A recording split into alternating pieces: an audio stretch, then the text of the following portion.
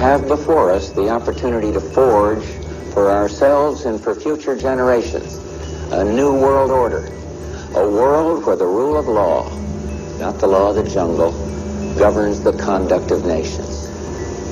When we are successful, and we will be, we have a real chance at this new world order, an order in which a credible United Nations can use its peacekeeping role to fulfill the promise and vision of the UN's founders.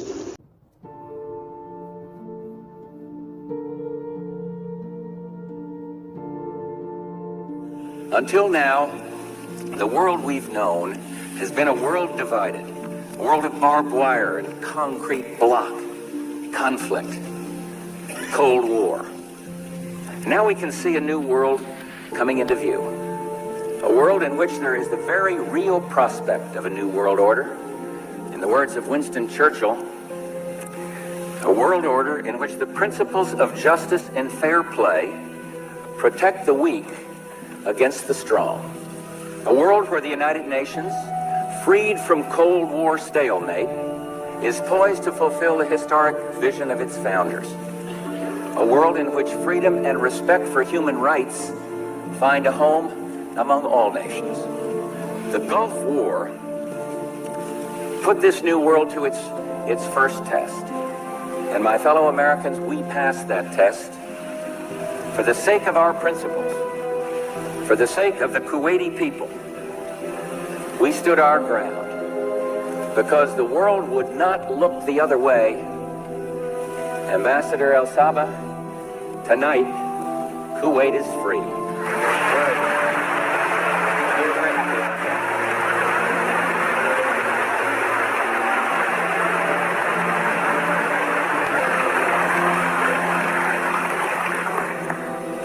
Tonight, as our troops begin to come home, let us recognize that the hard work of freedom still calls us forward.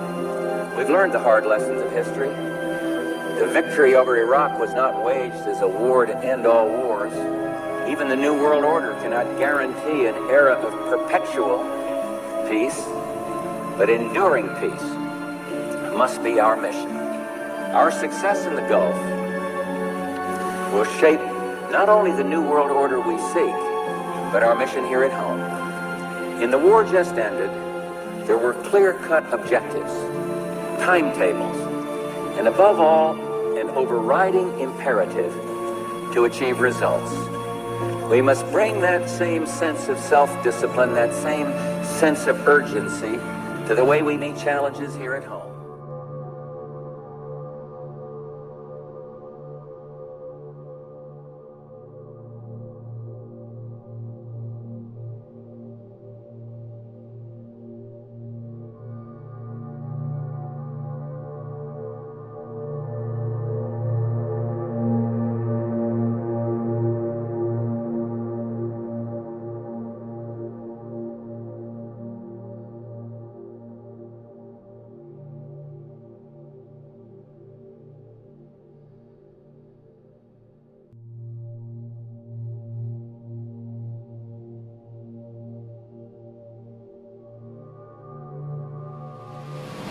Is precisely nothing. Walls are racist. We're a nation of immigrants. But the territorial integrity of Ukraine, that is something we must fight for.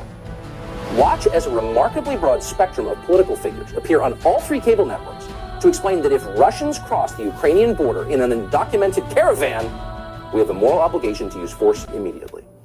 We will move more NATO assets closer to Russia, not further away, if they once again bring war to Ukraine. It's just not going to be that simple. I think we should be doing a lot more, and we shouldn't be just considering a diplomatic track. There needs to be clear consequences for what they do, because we failed to deter, and now you're inviting conflict. It's a very bad situation, and we left ourselves without many options as a result. I don't think we're providing the deterrence necessary to stop Putin from invading Ukraine, the breadbasket of Russia. And it's time for the Biden White House to start speaking more clearly and more aggressively and telling us how they're going to stop this invasion from happening. Oh, they're all red in the face, but it's not the usual partisan chorus. This is the entire choir. You just saw representatives from every faction in Washington, from Adam Schiff to Dan Crenshaw, not as different as they seem, and all the dummies in between. And all of them are promoting war against Russia on behalf of our new and deeply beloved ally, the government of Ukraine. Vladimir Putin is our most dangerous enemy, they scream. We can't let him hurt Ukraine. So it turns out Russiagate was actually more effective even than we'd realized. The Steele dossier has been debunked, but in Washington, the theme remains in force. Russia, Russia, Russia, Russia is bad. What is this about exactly? Well, obviously it's the usual collection of children falling for the usual collection of lies, but why this specific lie? On Tuesday, we tried to get to the bottom of this because it seems like it matters. We spoke to a man called Clint Ehrlich. As Ehrlich pointed out, there are a lot of factors here driving us toward war over Ukraine, but one of them, a central one, is NATO. So what is NATO, and what is the purpose of NATO since the fall of the Soviet Union 30 years ago that NATO was designed as a bulwark against? Well, no one can answer that question, not one person. And yet the same people who cooked up the Iraq War are now insisting that Ukraine must join NATO anyway. That would mean putting American military hardware right on Russia's border, and Russia doesn't want that any more than we would want Russian missiles in Tijuana, hence the tension. Now, the irony, as Clint Ehrlich pointed out, is that NATO doesn't even want Ukraine to join. In other words, the whole thing is nuts. It serves no American interest whatsoever. It is yet another manufactured crisis, this one devised by restless, power-hungry neocons in Washington looking for another war. Here's part of what Clint Ehrlich told us.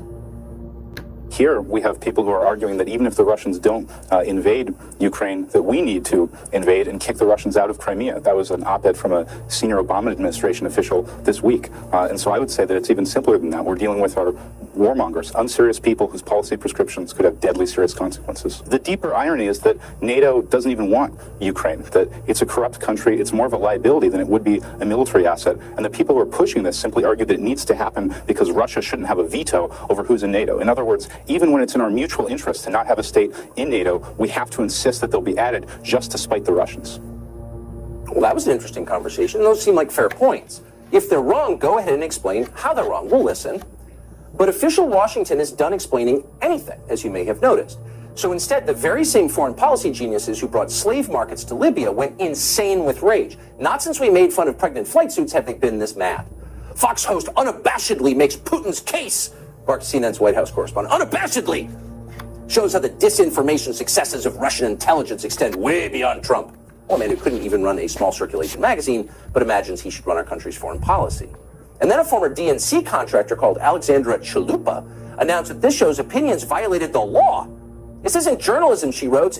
It's an ongoing FARA violation. Tucker Carlson needs to be prosecuted as an unregistered agent of the Russian Federation and treason under Article 3, Section 3, Clause 1 of the U.S. Constitution for aiding an enemy in hybrid warfare against the United States. A death penalty offense! What Alexandra Chalupa didn't mention, speaking of FARA violations, is that she herself has extensive personal ties to the Ukrainian government. In 2016, Chalupa contacted Ukraine's embassy looking for dirt on Donald Trump's presidential campaign. Now she says that anyone who doesn't believe Americans should die for Ukraine must be sent to prison. Virginia Congressman Jerry Connolly didn't go that far, but close. He called us right-wing agitators spewing Russian propaganda into millions of American homes like a virus. And then Congressman Eric Swalwell of California, man who literally had sex with a Chinese spy, apparently multiple times in very strange ways, agreed with this. Carrying Putin's water again, he wrote on Twitter. And then one of Barack Obama's speechwriters accused us of being, quote, on the side of ethno-nationalist authoritarianism. Oh, ethno-nationalism. So if you don't support fighting a war on behalf of all-white Ukraine against all-white Russia, you, my friend, are a racist, and so on. So what's so interesting here is that there was not a single argument, not a single idea in any of it. These aren't just Twitter trolls. These are people who imagine themselves foreign policy heavyweights, deep thinkers, statesmen. But when challenged, all they could muster was name-calling. They went ad hominem immediately because they had nothing else. They're pathetic. That ought to worry you, though, because they may be pathetic, they're also very powerful. So in the end, it fell to poor Kamala Harris to explain why we need to fight for the honor of Ukraine. And she did it on the Today Show, the Biden administration's forum for deep thoughts on foreign policy. Here's what she said. And on the subject of Ukraine, I will tell you that the president has been very clear, and we as the United States are very clear. If Putin takes aggressive action, we are prepared to levy serious and severe costs, period. And I will tell you that part of the posture that we have taken is grounded in the respect and the value we place in sovereignty and territorial integrity. Reading her little talking points as vehemently as she can. But the best, the emphasis we place, the value we place on territorial integrity, borders, sovereignty, the right to determine who comes into your country and when. That's the word from Kamala Harris, the lifelong open borders activist. So how should Putin handle this? Well, Putin had a better imagination. Apparently he doesn't. He'd paint the Russian tanks now massed on the Ukrainian border with the slogan, "No person is illegal." What would Kamala Harris say to that? On what grounds would she tell Russians who just want a better life with their families in Ukraine that they can't come to Ukraine? If the Russians just quoted Emma Lazarus, Kamala Harris would have to back off and support them and their voting rights in Ukraine. But unfortunately for them, the Russians are just too literal for this. When they invade a country, they just go ahead and call it an invasion. But you still have to wonder, invasion or not, why is any of this a profound concern of ours? Why would you even consider risking American lives or sending billions of dollars to stop it? There are multiple borders wars underway around the world. There are multiple. Just on the continent of Africa right now, there always have been. Many are dying in those wars. And yet Kamala Harris is not agitating for American troops to Congo. How come? We can only speculate about that. What we do know is that the administration's Russia policy would only make sense if your goal was to gravely hurt the United States of America. Already we have spent nearly $4 billion in aid to Ukraine over the last few years, much of it for weapons. The point of this is to tweak Russia and, if necessary, to kill Russians. Our elites feel very superior about this morally. They brag about it constantly. So it's a win for them. But what about the cost to the rest of us and to our country?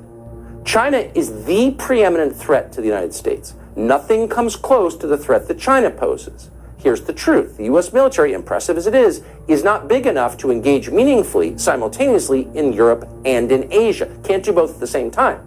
So our attention to Ukraine, by definition, detracts from our attention to China.